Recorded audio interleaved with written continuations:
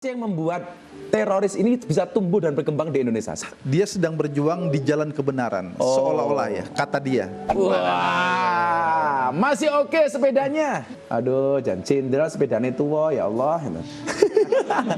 Al-Qaeda dan ISIS. Al-Qaeda dan ISIS. Ya. Saya dengan Pak Boy itu juga ISIS. Ikatan suami istrinya satu. Apalagi mereka katakan ini sebagai sebuah jihad ya. Meninggal dunia jaminan mati syahid. Sebenarnya nggak syahid, itu sangit, Jenderal. Mati sangit kan? Mati sangit bukan syahid itu. Saya tuh sebenarnya malu ya kalau ngomong agama kok beribadah yang dicari bidadari. Aduh, itu juga mainnya kurang jauh itu, Jenderal. Pasti. Ya, temannya kurang banyak. Kurang pergaulan. Iya, tidurnya kurang malam. Menurut Pak Boy sebenarnya alasan apa sih yang membuat mereka tergiur untuk masuk jaringan ISIS? Menurut hemat saya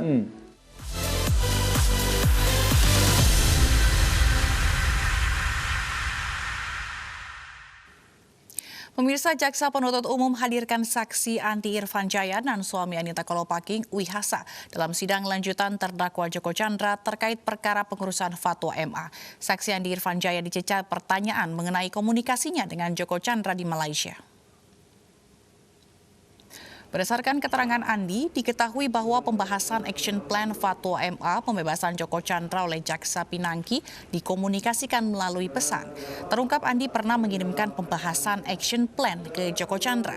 Sebelumnya, suap sebesar 500.000 USD atau 1 juta USD yang dijanjikan oleh Joko Chandra diberikan kepada Pinangki melalui Andi Irfanjaya untuk pengurusan fatwa ke Mahkamah Agung melalui kejaksaan agar pidana yang dijatuhkan pada Joko Chandra tidak bisa dieksekusi.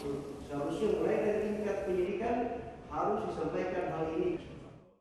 Mengalami Andi Irfanjaya akan bahwa dia dibawa oleh Pinangki, diperkenalkan oleh Anita di bandara, lalu menuju ke Malaysia, bertemu dengan Pak Joko, bertemu dengan Pak Joko, tapi saksi akan mengatakan bahwa dia tidak tahu apa-apa, bahwa dia hanya diajak jalan-jalan oleh Pinangki untuk ke Malaysia. Nah, yang kita tanyakan adalah peranan saudara saksi ini di dalam action plan itu, action plan yang dikirim itu melalui WhatsApp saudara kepada Pak Joko Chandra. Artinya bahwa yang dilakukan oleh Andi Irfan ini tahu kejadian, sebenarnya dia tahu, tapi di dalam kesaksian tadi dia banyak mana. Selain itu, sidang lanjutan kasus Reptotis Joko Chandra dengan terdakwa Tommy Sumardi digelar di Pengadilan Tindak Pidana Korupsi Jakarta. Sidang hari ini mendengarkan pledoi atau nota pembelaan dari terdakwa Tommy Sumardi.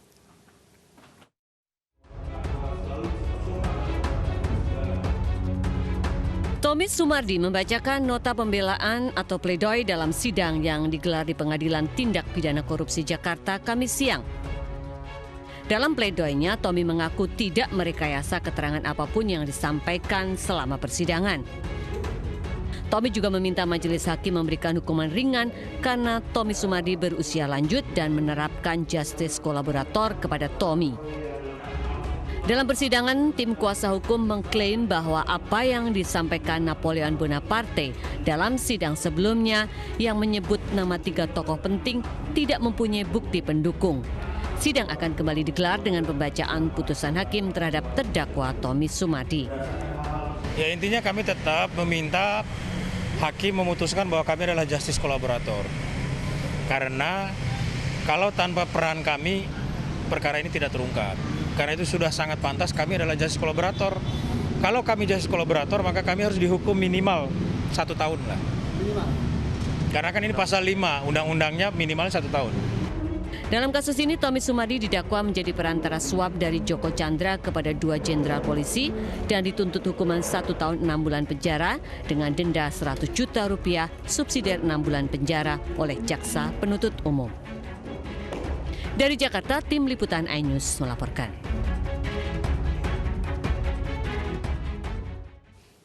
Bawaslu Tangerang Selatan temukan perbedaan data daftar pemilih dan data daftar hadir yang masuk dalam daftar pemilih tambahan saat rapat pleno KPU. Selain itu, Bawaslu juga menemukan kejanggalan pada data pengguna hak suara. 12 akan kembali. Ini sudah Bawaslu Kota Tangerang Selatan, Banten menilai ada kejanggalan pada data pengguna hak suara saat rapat pleno KPU yang digelar di kawasan BSD Tangerang Selatan. Bawaslu juga temukan perbedaan data daftar pemilih tetap dan daftar hadir yang masuk dalam DPTB yang hampir terjadi di seluruh TPS di 7 kecamatan.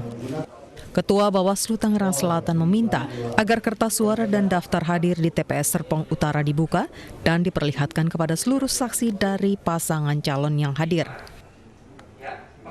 Pemilih DPTB itu adalah pemilih yang menggunakan EKTP yang bicara waktu itu dia bisa memilih jam 12 ya sampai jam 1. Nah, persoalannya data DPTB ini tidak sama dengan jumlah pemilih yang menggunakan hak pilih.